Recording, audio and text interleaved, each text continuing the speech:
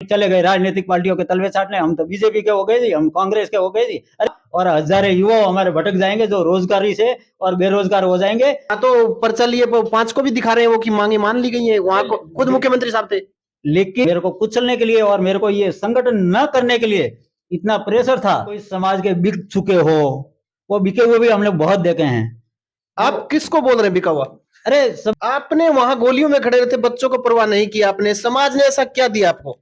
हमको उस मिशन पे उस दिन लाल चौक में आप कितने बजे पहुंचे थे? मतलब लाल चौक के आसपास आप कितने बजे रुके हुए थे और कितने बजे झंडा फहराने का आपका कार्यक्रम था? आप जम्मू कश्मीर के बड़े नेता के खिलाफ जा रहे थे, उसका चैलेंज स्वीकार किया था। जन्नी जने तो ऐसा जने के दाता के सूर, नहीं तो रही जे बांझड़ी मत गवाई जे नूर। नमस्कार दोस्तों, मैं जतन सिंह और आप देख रहे हैं चुरू झलक। आज हमारे साथ मौजूद हैं युवा करणी सेना के राष्ट्रीय अध्यक्ष और युवा करणी सेना के संस्थापक श्री डूंगर सिंह जी राठौड़।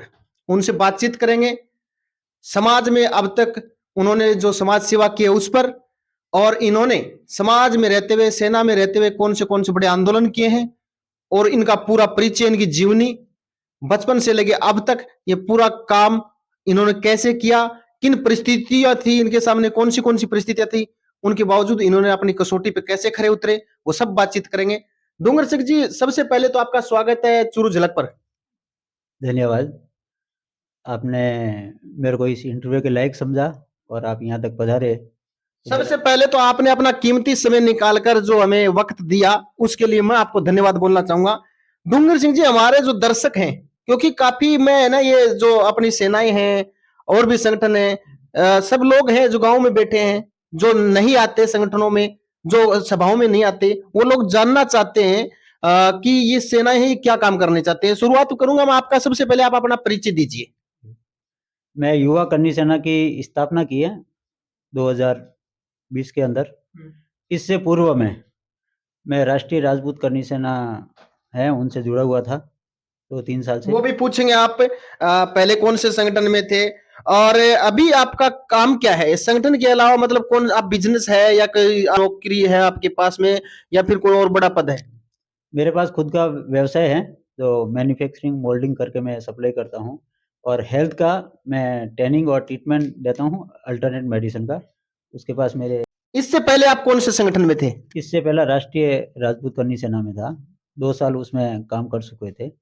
और मध्य गुजरात के कई जिलों और गाँव-गाँव तक उस संगठन में काम किया था। संगठन में रहते हुए कई संघर्षों का भी सामना करना पड़ा था। डूंगर सिंह जी ने हमें बताया कि राष्ट्रीय अध्यक्ष जी ने एक चैलेंज स्वीकार किया था। मैं आपको बता देता हूँ, वो चैलेंज मेरी नजरों में भी था। चैलेंज ये था, फारूक अब्दुल्ला ने यह कहा था कि लाल चौक में कोई माई का लाल है जो तिरंगा फहरा सकता है। सरकारें भी वहां पर तिरंगा फहराने से कांप रही थी उस समय ये करणी सेना की टीम ने, जिसमें डूंगर सिंह जी भी शामिल थे, अपनी जान की परवाह किए बगैर इन्होंने वो लाल चौक में तिरंगा फहराने का काम किया था। मैं आपको बता देता हूं, क्योंकि वहां जम्मू और कश्मीर में 370 हटने के बाद में हम नॉर्मल समझते हैं, 370 हटने से पहले अगर तिरंगा कोई बाहर निकाल लेता था तो गोली मार दी जाती थी आतंकवादियों के द्वारा। उन हालातों में इन्होंने तिरंगा फहराया है। और आपसे वो तिरंगा यात्रा निकाली श्री राष्ट्रीय राजपूत करणी सेना में होते हुए आपने, उसके राष्ट्रीय अध्यक्ष भी थे, आप भी थे। तो वो तिरंगा यात्रा निकालने का मकसद क्या था? क्यों निकाली वो तिरंगा यात्रा? ऐसी क्या जरूरत पड़ी? वो जैसे हमारे उस संगठन के राष्ट्रीय अध्यक्ष थे, उन्होंने वो कोई चैलेंज स्वीकारा था, तो हमारा जिम्मेदारी बनती है कि जब हमारा राष्ट्रीय अध्यक्ष कहीं जाते हैं तो हमारी भी जिम्मेदारी उतनी है कि जो उन्होंने स्वीकारा है वो उनके अंदर हमारे को भी भागीदारी निभानी चाहिए। तो हम गुजरात से 4-5 लोग गए थे, यहाँ से बाई रोड गए थे, ट्रैवलिंग करके, बहुत कुछ संघर्ष करके, बहुत कुछ वहाँ सामना करना पड़ा। बाई रोड जाने वाले हम यहाँ गुजरात की टीम ही थे, बाकी और कोई नहीं थी। आपने ये यात्रा शुरू कहाँ से की थी? हमने यहाँ से, जिस जगह पे आज आप इंटरव्यू ले रहे हैं, हाँ। उसी जगह से, यहाँ ग्राउंड से हमने शुरू की थी। और कम से कम 200 से 300 लोग मेरे को और हमारी टीम को यहाँ से यात्रा में रवाना करने के लिए, कोई यहाँ का लोकल न्यूज चैनल बाकी नहीं था। अच्छा। काफी सारे नेता भी हमको, जो पर्सनली हमको जानते हैं, वो भी हमको इसमें सपोर्ट करने के लिए आए थे और हमने यहाँ से शुरुआत की थी। कितने दिन लगे थे लाल चौक पर पहुंचने में आपको? यहाँ से हमको यहाँ से 3 दिन लगे थे, क्योंकि वो रुक के जाना और सारा वो माहौल उस टाइम बहुत गरमाया हुआ था और अपनी जान की बाजी लगाने जैसा था। तो वो जान की बाजी के लिए तो बहुत सावधानी से अपना कार्य भी करना है, जो अपना मिशन सफल करना है तो उसको सावधानी भी रखनी है। भले अपन कितने भी बहादुर हो, लेकिन सावधानी रखने भी उतनी भी जरूरी थी। आप जम्मू कश्मीर के बड़े नेता के खिलाफ जा रहे थे, उसका चैलेंज स्वीकार किया था। रास्ते में सरकार को मालूम था तिरंगा यात्रा निकल चुकी है, रास्ते में किसी पुलिस वाले ने या किसी सरकार ने किसी तरीके से दबाव देके उसको बंद करने का प्रयास किया या नहीं? बहुत सारे ऐसे पंजाब बॉर्डर पे हैं, यहाँ से हम पंजाब बॉर्डर पे रोक दिया था हमको, तो फिर हमने अलग अलग हम हमारा जो दिमाग लगा के कि हमको वहाँ जाना कैसा है, तो हम वो दूसरा जो हमारा दिमाग लगा के जैसा हमारे उससे झंडे से रोकते थे, तो हमने झंडे ने नीचे उतार दिया, झंडों को छिपा दिया, और फिर ऐसा करके हम निकले। और फिर हमारे जम्मू में जाके और भी संगठन वाले थे, उनको बुलाया, उनका सपोर्ट लिया कि हमको रास्ता दिखाइए और रास्ता पार कराइए कि हमको उस मिशन पे उस जाना है। दिन लाल चौक में आप कितने बजे पहुंचे थे? मतलब लाल चौक के आसपास आप कितने बजे रुके हुए थे और कितने बजे झंडा फहराने का आपका कार्यक्रम था? हम लगभग जो समय था वो 11-12 बजे के करीबन था, यानी जल्दी था, लेकिन उस टाइम माहौल ठीक नहीं था और जाने नहीं दे रहे थे, रास्ता बंद थे सारे, तो हम वहाँ पहुंचे थे 11 बजे के करीबन। उस समय आप लाल चौक में थे, मैं भी देख रहा था, वो मैंने फुटेज देखी थी, मैंने वीडियो देखे थे वो। उस समय लाल चौक में आप कितने आदमी थे? यहाँ से आप 200-250 आदमी आप को रवाना करने के लिए निकले थे, आपकी टीम निकली थी। वहां पर उस समय उस जगह पर कितने आदमी थे? वहाँ पे मात्र हम 5 आदमी थे। वो 5 लोग कौन कौन थे? भवानी सिंह जी थे, प्रेम सिंह जी थे, एक राजबा करके थे, और राजेंद्र सिंह जी थे, मैं खुद मौजूद था। उस समय लाल चौक पर इस तरह की हरकत करते हुए कोई देखा गया तो ऐसे ऑर्डर थे कि उनको स्नाइपर लगा के रखे थे कि शूट कर दे, आपको डर नहीं था गोलियों का? अरे वहां तो माहौल ही ऐसा था कि वो अपन उस माहौल के हिसाब से जाते तो गोली भी है जो लग सकती थी। हम आर्मी वाले को हमने रास्ता पूछा, तो वो भाई साहब हमको हमारे पास खड़े रहने के लिए तैयार नहीं थे, तो तब जाके मेरे को ये लाइट हुई कि मैं कि यहाँ तो जो देश के फोर्स में रहने वाले आर्मी हमारी बहुत उस तरीके से हैं, फिर भी उन भाई साहब को रास्ता पूछा तो वो है जो टन्नी काट के चले गए। आपके परिवार में कौन कौन है मुझे बताइए, फिर मैं आपको एक सवाल और करूंगा। अच्छा, मेरे परिवार में यहाँ हाल में मौजूद में मेरे धर्मपत्नी हैं, और बना है, वो सब अपना अपना कार्यरत हैं। बच्चे कितने आपके? मेरे 3 बच्चे हैं, 1 भैंसा है, 2 बच्चे हैं। आपने वहां गोलियों में खड़े रहते बच्चों को परवाह नहीं की आपने, समाज ने ऐसा क्या दिया आपको? समाज ने कुछ दिया कि नहीं दिया, लेकिन हमने ऐसा सोचा कि जो अगर अगर अपने को कोई भारत में रहते हुए ऐसा कोई चैलेंज अपने भारत सरकार को दिया था वो चैलेंज, और फिर अगर हमारे एक राजपूत भाई ने वो स्वीकारा है, तो हम भी वो हमारा फर्ज बनता है कि हमारे भाई के साथ कंधे से कंधे मिला के खड़े रहे, चाहे गोली खाना पड़े और चाहे है जो खिलाना पड़े। आपने चैलेंज दिया था फारूक अब्दुल्ला ने सरकार को, स्वीकार सरकार की नाक बचाने के लिए आपने किया, लेकिन वही सरकार आनंदपाल एनकाउंटर में समाज के लोगों पर लाठियां बरसाती है, गोलियां बरसाती है, उसके बारे में? देखो, जब सरकार को अगर चैलेंज मारता है और कोई अपना संगठन वाले जाके अगर वो चैलेंज स्वीकारते हैं एक भारतीय होने के नाते, तो सरकार को भी गर्व होना चाहिए और सरकार को भी साथ देना चाहिए। वैसे के वैसे आनंदपाल जी जो एनकाउंटर हुआ, उसके अंदर भी कहीं ना कहीं सरकारों की गलतियां थी, तो वो नहीं करनी थी, और उसका रास्ता यानी गलत हुआ तो उसको नहीं होना चाहिए और न्याय मिलना चाहिए था। आप अलग हुए कुछ कारण बता सकते हैं हमें कि श्री राष्ट्रीय राजपूत करणी सेना छोड़ के आपको युवा करणी सेना बनानी पड़ी, उसके पीछे के कोई कारण? अच्छा, उसका कारण ऐसा था कि मैं यहाँ गुजरात के गांव-गांव में देख चुका था, कश्मीर तक की यात्रा कर चुका था और गांव की स्थिति देख चुका था।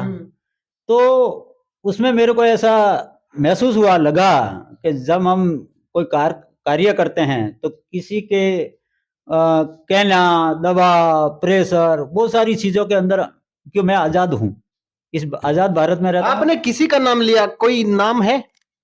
बहुत सारे ऐसे जहाँ गुजरात के जो थे हमारे उपाध्यक्ष वगैरह, बराबर, वो भी कोई कार्य करना उनको पूछना, जैसा मैंने यहाँ बहुत सारे बड़े बड़े प्रोग्राम करवाए, हर चीज को तो वो मेरे को सुटेबल नहीं लगा। मैं कि ये समाज के लिए, मेरे लिए तो ठीक है, मैं तो एक अकेला बंदा कर दूंगा, लेकिन समाज के बंदे होंगे उनको कोई फायदा नहीं होने वाला है, इसके लिए मेरे को यहाँ रहना उचित नहीं है। डूंगर सिंह का साफ साफ ये कहना है कि जब श्री राष्ट्रीय राजपूत करणी सेना में ये थे तो 2 साल इनका कार्यकाल रहा। जब इनकी छवि बनने लगी तो इनके जो बड़े पदाधिकारी थे वो कहीं ना कहीं इनको दबाने का प्रयास किया, कहीं ना कहीं इनकी बातों को है टालने का प्रयास किया और इनको किनारे लगाने का प्रयास किया, जिसके चलते डूंगर सिंह ने पद छोड़ के इस्तीफा दे दिया था। इस्तीफा दिया था आपने? हाँ, इस्तीफा दे दिया था। अच्छा, आपने फिर युवा करणी सेना बनाई। युवा करणी सेना बनाने का मकसद, क्योंकि वहां पर आप काम कर रहे थे, अच्छे भले अपने आंदोलनों में गए, युवा करणी सेना की स्थापना आपने की, अब आपका मकसद क्या है?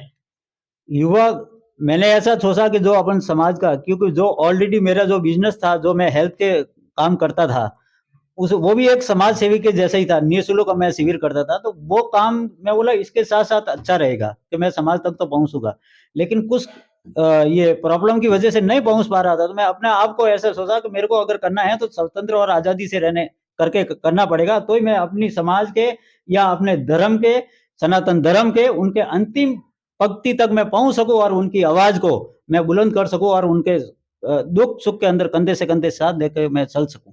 आपने एक बात हमें बताई कि युवा करणी सेना 36 कौम की बात करती है। आपने सनातन की सभी बात कर ली, तो 36 कौम की बात करती है। अभी बात करेंगे हम, चलो आपने अपना मकसद है वो बता दिया।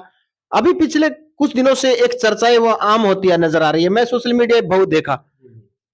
एक भोपाल में रैली होती है, श्री राष्ट्रीय राजपूत करणी सेना की 5 तारीख को होती है, जीवन सिंह सिरपा 8 तारीख को करते हैं। समाज को इस तरह से 2 भागों में बंटते देख आपको दुख नहीं होता क्या? देखो साहब, ऐसा है कि हम क्षत्रिय कुल से आते हैं और क्षत्रिय समाज से आते हैं, तो हमारे वो खून में हैं। लेकिन कहीं ना कहीं हम राजनीतिक पार्टियों के चक्कर में हो, या कोई हमारा मकसद साधने के चक्कर में हो, या हमारे कोई समाज के बिक चुके हो, वो बिके हुए भी हमने बहुत देखे हैं। आप किसको बोल रहे हैं बिका हुआ? अरे समाज के बहुत सारे होते हैं, संगठन चलाते हैं, आज यहाँ हैं, कल बैठ जाएगा, राजनीतिक पार्टियों के तलवे चाटने लग जाएंगे, और हमारे जैसे युवा अगर मैदान में लड़ लड़ के भले कितनी कुर्बानी दी, उसकी कोई कदर ही नहीं है। मतलब आपका आरोप है कि ये बड़ी कुर्सी पे बैठे हैं। हाँ, आप नाम तो नहीं लेना चाहते उनका, लेकिन बड़ी कुर्सी बैठे वो दिखते अपने आप हैं। ही समझ जाते हैं, मेरे को समझाने की जरूरत नहीं। वो भी इतनी उस कुर्सी पे बैठे हैं, तो उनको समझने के लिए इतनी बुद्धि तो है ही, है कि वो समझ जाते हैं मैं किसको बोलता हूँ और कौन मेरे साथ किया है। मैं किसी से डरता नहीं हूँ। आज भी इसी वक्त मैं मेरे बलबूते पे राठौड़ हूँ, मेरा वो खून है और उस खून के बल पे बैठा हूँ। बाकी मेरे को कुचलने के लिए और मेरे को ये संगठन न करने के लिए इतना प्रेशर था, जो क्या क्या मेरे ऊपर षड्यंत्र किया था, वो षड्यंत्र में एक, ठीक है सामने वाला भी कोई क्षत्रिय है, इसके लिए मैं उसको खुले आम बता नहीं सकता हूँ, लेकिन मेरी भाषा में उनको जवाब दे दिया था कि आप किसी में एक हाथी को गिराने के लिए सीटी भी काफी होती है, कितना भी बड़ा हाथी होता है ना बलवान, उसको सीटी गिरा सकती है। शायद मैं सीटी के रूप में भी अगर कान में घुस गया ना, तो अच्छो अच्छो को गिरा सकता हूँ, और वो दम और वो मामला मैं खुद रखता हूँ। आपका गुस्सा देखकर हम समझ सकते हैं कि किस तरह से आपको दबाने का प्रयास किया होगा। हो सकता है आप कैमरे के सामने ये चीजें खुल के नहीं बोल रहे, इसलिए नहीं बोल रहे कि समाज के जो लोग हैं वो सुनेंगे तो ये कहेंगे कि आपस में कैसे लड़ रहे हैं ये कैमरे के सामने। लेकिन अभी 8 और 5 और 8 तारीख का प्रोग्राम हुआ, उसके बाद में दोनों ही तरफ से एक फेसबुक लाइव से वो उस पर आरोप लगा रहा है, वो उस पर प्रत्यारोप लगा रहा है, आरोप प्रत्यारोप लगा रहा है। लोग है, जो समाज है, जो युवा हैं, जो उनके कहने पे 5 तारीख को भी गए और 8 तारीख को भी गए, उनके अंदर क्या वो क्या महसूस कर रहे होंगे अभी, हम किसके लिए गए? देखो आप, कि एक 5 तारीख को प्रोग्राम होता है, एक 8 तारीख को होता है, तो ये हम क्या संदेश देना चाहते हैं? और हमारे जो संगठन जिसी माध्यम से, जिसी मांगों से हम लेके चल रहे हैं, तो वो अब हम इस मांगों के लिए अगर एक नहीं हो सकते हैं और साथ नहीं मिल सकते हैं, या सरकारों के षड्यंत्र में हम विभाजन हो जाते हैं, तो उसका मकसद क्या है? हमारे समाज के ऑलरेडी 8 तारीख का जो प्रोग्राम था वो कई महीनों पहले नक्की हो चुका था, तो फिर 5 तारीख को करने की क्या जरूरत थी? और 5 तारीख को करके वो हमारे युवाओं को और हमारे सनातन धर्म के सारे हिंदू वहां थे, तो उनको क्या संदेश देना चाहते थे?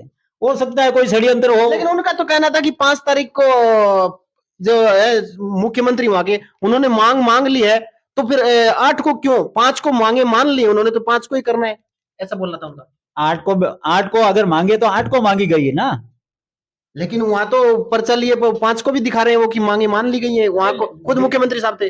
लिखित में मांगे जब 8 तारीख को ही पूर्ण हुई है और 8 तारीख को ही मांगी गई है और कमेटी बैठक के जीवन सिंह जी आज बहुत संघर्ष के साथ में उबले हुए हैं और हर एमपी के हर गांव और हर लोग के दिल में बैठे हुए आदमी हैं और उन्होंने संघर्ष बहुत कुछ किया हमारे साथ साथ। मैं भी उनके साथ में था और बहुत काम करने का मौका मिला है। तो बहुत अच्छी तरीके से वो उनका नाम और उस तरीके से समाज का सेवा करते हो। जीवन सिंह है, उनको संगठन से बाहर किया गया है कि हुए हैं, ऐसा आपका क्या मानना है? वो तो जैसा मेरे साथ हुआ था, मेरे को दबाने की कोशिश की गई थी, मेरे लिए बहुत सारे षड्यंत्र रचे थे, वैसा का वैसा उनके साथ भी हुआ है। और सुखदेव सिंह एक बात कही थी, मैं देख रहा था, वो मैंने लाइव देखता रहता हूं मैं अक्सर सभी का, तो उन्होंने बात कही थी कि जीवन सिंह अगर राष्ट्रीय अध्यक्ष बनना चाहता है तो बनो ना, मैं छोड़ देता हूं पद। ऐसी उन्होंने अपने लाइव में बातें कही थी कि सुखदेव सिंह है खुद थोड़ा सा अभी तबीयत ठीक नहीं रहती है, खुद छोड़ना चाहता है पद, राष्ट्रीय अध्यक्ष बन जाए, हमें कोई प्रॉब्लम नहीं है। अरे बनाओ तो तब, बोलने को तो मैं भी बोल दूं कि मैं ये पद छोड़ रहा हूं, आप बन जाओ। अरे लेकिन आपको बनाऊंगा तो तब ना, छोड़ने के लिए राजी नहीं। लेकिन उन्होंने जीवन सिंह शेरपुर ने क्या राष्ट्रीय अध्यक्ष जी को इनवाइट किया था उस प्रोग्राम के लिए? अब वो मैंने डिस्कशन में बात नहीं हुई, लेकिन किया ही होगा। लेकिन उनको अपने हिसाब से यानी जो आज पुराने कार्यकर्ता हैं तो उनके साथ रहना चाहिए, क्यों उन्हें जीवन सिंह जी के हिसाब से ये संगठन वहां फैला हुआ है और उन नाम से जाना जाता था। उस प्रोग्राम में 5 वाले में 8 वाले में किसी एक के पास से आपके पास भी न्योता आया था क्या समाज के लिए वहां से? हाँ, मेरे पास 8 तारीख वाले में आया था। अच्छा। लेकिन मैं कोई कारणवश नहीं पहुंच पाया और मैंने उनको बोला कि मैं आपके साथ हूं, लेकिन मैं कोई पहले से मेरे कोई प्रोग्राम फिक्स थे, उसकी वजह से मैं नहीं आ पाया। युवा करणी सेना अभी बड़ोदरा में कौन से कार्य कर रही है? युवा करनी सेना गरीब अनाथ आश्रम से लगा के गरीब बच्चों के तक, ब्लड कैंप तक, और हर यहाँ बड़ौदा के अंदर कोई भी वासी हैं और कोई भी समस्या लेके आ गया, चाहे कोई सरकारी तंत्र का काम हो, चाहे पुलिस प्रशासन का हो, चाहे कोई राजनीतिक पार्टियों का हो, तो हर टाइम अगर पहला उनको कहते हैं कि आपको ये करना पड़ेगा और नहीं तो उनके लिए लड़ने के लिए हमेशा खड़े रहते हैं। और महिला सशक्तिकरण के लिए भी अभी हमारा मिशन है, हम बहुत आगे बढ़ा रहे हैं कि महिलाओं के लिए हम क्या करना चाहते हैं, हेल्थ के हिसाब से भी क्या करना चाहते हैं, ताकि हमारी नारी, हमारी महिलाएं, हमारी बच्चियां जो मजबूत रहे, उसके लिए हमने एक बहुत सारा ये किया है, उसको हम आगे ले जाएंगे और हर महिला हर बच्ची को मजबूत बनाएंगे हम। अभी मैं बैठा था, जैसे ही आपका साक्षात्कार मैंने शुरू किया तो मेरे शुरू करने से पहले आपके पास 1-2 मीडिया वाले के फोन आए थे इंटरव्यू देने के लिए, तो कहीं ये मजबूत होती पकड़ आपको राजनीति की तरफ तो नहीं लेके जा रही? मेरा राजनीतिक विषय नहीं है और राजनीतिक मैं नहीं करता हूं और नहीं करने वाले के साथ देता हूं। नहीं, राजनीति बुराई क्या है? समाज में आप युवा हैं, उनको हमेशा मंच से कहते आए हैं कि राजनीति के बगैर तो कुछ नहीं है, राजनीतिक में जाओ। बहुत से मैंने संगठन में देखा है ऐसे, आपके श्री राष्ट्रीय राजपूत करणी सेना में थे आप, वो उसका भी यही आधार था कि ज्यादा से ज्यादा संख्या राजनीति में पहुंचो, और आप मना कर रहे हो। सारे सब राजनीतिक में चले जाएंगे और सब नेता ही बन जाएगा तो वोट देने वाला तो सही है। वोट तो खुद नेता का पड़ता है, डालने का। हाँ, तो नेता का पड़ेगा, पब्लिक किसको देगा? सारी पब्लिक नेता बन जाएगी। और राजनीतिक वस्तु अलग है, समाज की सेवा करना अलग है। ये कोई राजनीतिक है, कोई समाज की सेवा करने का सिंबल नहीं है, ये तो बनाया गया, बताया गया है। समाज में मृत्यु भोज और दहेज प्रथा जैसी कुरीतियां हैं और सरकार समय समय पर विद्यार्थियों के लिए किताबों में पढ़ाती आई है इस चीज को, हमने बखूबी पढ़ा है। कभी युवा करणी सेना ने इसका समाज में जागरूकता फैलाने का काम किया? अगर किया तो आगे युवाओं को इसके बारे में आप क्या कहना चाहेंगे? हम यहाँ पे जो हमारा संगठन काम कर रहा है, हम हर गांव हर जगह जाते हैं, हमारा समाज का हो चाहे कोई भी समाज का हो, हम उसको यही प्रेरणा देते हैं कि मृत्यु बोझ नहीं होना चाहिए, क्यों वो उस समय कोई बोझ का विषय नहीं होता है और भोजन करना की कोई आवश्यक नहीं है, अपन किसी की तरीके से श्रद्धांजलि दे सकते हैं। और रही बात आपने जैसा दहेज प्रथा तो हमारे समाज के अंदर बहुत बड़ी एक प्रवृत्ति है जो उसको खत्म करनी चाहिए, क्योंकि मैं भी एक बेटी का बाप हूं और मेरे भी बच्चे हैं, किसी की बेटी लानी भी पड़ेगी और देनी भी पड़ेगी। तो ये नहीं होना चाहिए, क्योंकि जो अंतिम तबके का लोग हैं, जिसके पास पैसा है वो दहेज दे देगा, और जो गरीब हैं उसको अगर बच्ची नहीं मिलेगी या उसके लिए बहुत समस्या आएगी दहेज के लिए, तो ये समाज में कभी नहीं होना चाहिए। और इसके लिए हर संगठन में और हर संगठन को एक मंच पे आके आवाज उठाने की जरूरत है।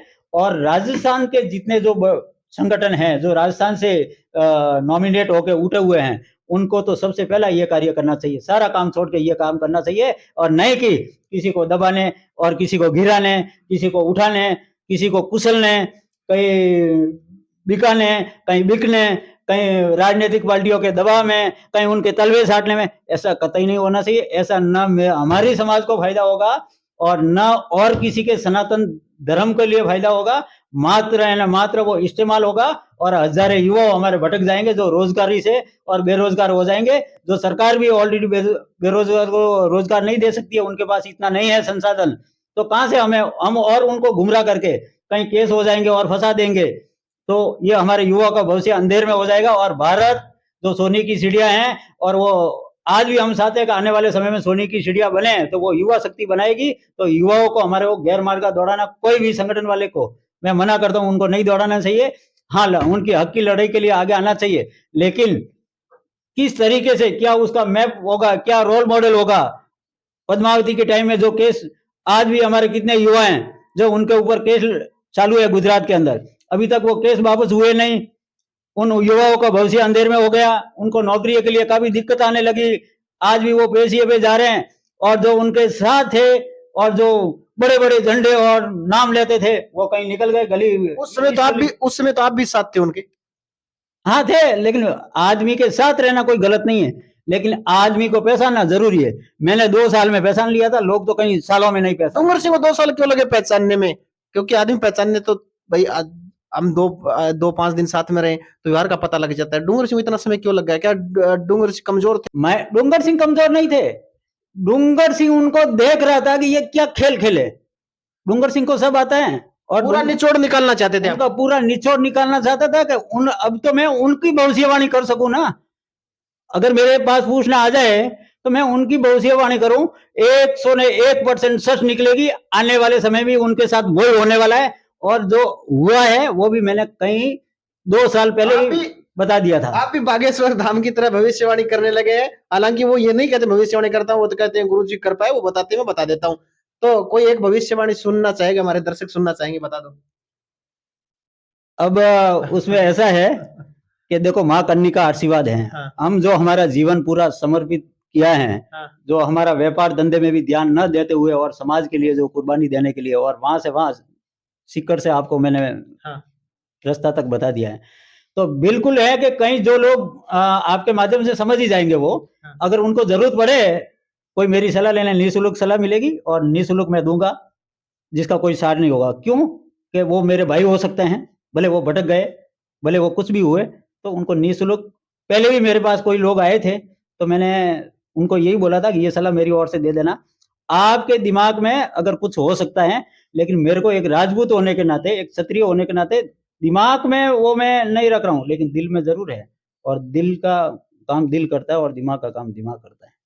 यानी आपका उनसे कोई विरोध नहीं है, उनकी अलग सेना, आपकी अलग सेना, वो अपना अलग काम करे, आप समाज का अलग भला करोगे, आपके दिल में उनके लिए जगह है, ऐसा कहना है आपका। भाई हमारा बैर भाव नहीं है कोई, वो अलग है हम अलग है, बस बात यही कहना है ना। लेकिन बैर भाव नहीं है, लेकिन अगर हमारे सामने कोई अंगुली करेंगे तो ना हम छोड़ेंगे, वो तो चाहिए। और युवाओं के लिए हम तट पे खड़े हैं, हम हमारी स्तर पे कर रहे हैं काम। और मैं तो, और भी मेरे भाई हैं, उनके साथ कोई षड्यंत्र होता है तो उनसे भी मैं बात करता हूं कि आपको ऐसे षड्यंत्रकारी को समझने की जरूरत है, जो समाज के नाम पे ये एक कलंक है। और आने हमारे पहले भी ऐसी हमारे और समाजें जो हमारे से भटक के चली गई थी, और आज भी न जाए, जो हमारे हिंदू धर्म के अंदर सतीश कौम को साथ में लेना है, तो वो समाज न भटके और वो समाज को विश्वास न टूटे, तो हमको ये चीज करनी पड़ेगी। नहीं कि हम समाज के नाम पे घूम घूम के और फिर चले गए राजनीतिक पार्टियों के तलवे चाटने। हम तो बीजेपी के हो गए जी, हम कांग्रेस के हो गए जी। अरे हमारे नेता बड़े बड़े, हमारे समाज के आगे बहुत सारे, हर पार्टियों में नेता बड़े हुए, कौन सा समाज का भला कर दिया? किसी के साथ तो हमें जाना पड़ेगा ना। क्यों जाओ, अपने लंबे रहो ना, फिर पार्टी बनानी पड़ेगी। नहीं, अरे निर्दलीय जीत जाओ। क्या निर्दलीय कोई सांसद नहीं है क्या? आपको बताऊं, औरंगाबाद में देख लो आप, निर्दलीय सांसद है। निर्दलीय अपना निर्दलीय लड़ना आपकी शक्ति कहलाती है। पार्टियों के वहां जाना वो कोई अपनी शक्ति नहीं कहलाती है, वो तो ठीक है, वो अपना मकसद साधने के लिए, अपनी राजनीति करने के लिए डोंगर सिंह कभी लड़ेंगे तो निर्दलीय लड़ेंगे, नहीं लड़ेगा तो निर्दलीय लड़ेगा, कोई पार्टी से नहीं लड़ेगा, और पहली बात तो लड़ेगा ही नहीं। जरूरत पड़ी समाज ने बोला भी आप अच्छा काम कर रहे हो तो मैं किसी को लड़ाऊंगा, मेरा काम है लड़ाना, लेकिन लड़ना मेरा मकसद नहीं है। हमारे साथ जुड़ने के लिए बहुत बहुत धन्यवाद। ये थे डूंगर सिंह जी, युवा करणी सेना के राष्ट्रीय अध्यक्ष और संयोजक। एक बार फिर मिलते हैं नए वीडियो के साथ, तब तक बने रहिए सुरू झलक पर।